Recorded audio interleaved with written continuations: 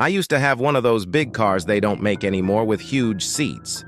At night, it would always make me nervous getting into the car because the back seat was so big and dark that there could easily have been someone hiding in there on the floor, and I wouldn't have seen them when getting in. I could have turned on the interior light and checked every time I got in, except the light was burned out and I was too lazy and cheap to replace it. To make matters worse, the guy I bought the car from said it was haunted. Some family had died in there from carbon monoxide in their garage or something like that.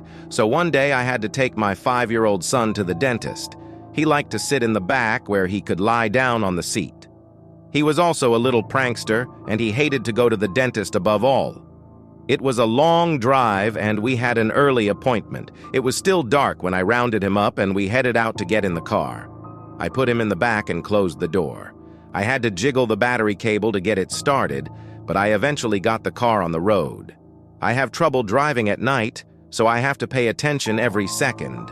It's called night blindness, but I only have it a little bit. I can still drive at night, but what I have trouble doing is taking my eye off the road even for a second. We were on a dark and deserted stretch of road, which cut through the forest when I felt my son Davy in the back seat, running his finger up and down the back of my neck. I shouted for him to stop. He stopped for a minute and then started it again. Up and down the back of my neck, up and down. It was really annoying and distracting. No matter how much I told him to stop, he kept doing it. What's worse is, about halfway there, he started making strange noises from the back seat.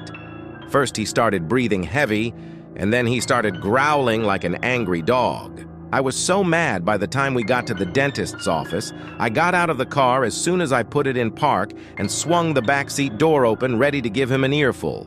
But Davy wasn't there. The back seat was empty. Now there's no way he could have gotten out in the time between my stopping the car and opening the back door. I instinctively called back to my house, where Davy picked up the phone. My blood ran cold, and I wouldn't get back in that car ever again. I called for an Uber instead. Turned out my son had crawled out through an open window when I had the hood up wiggling the battery cable.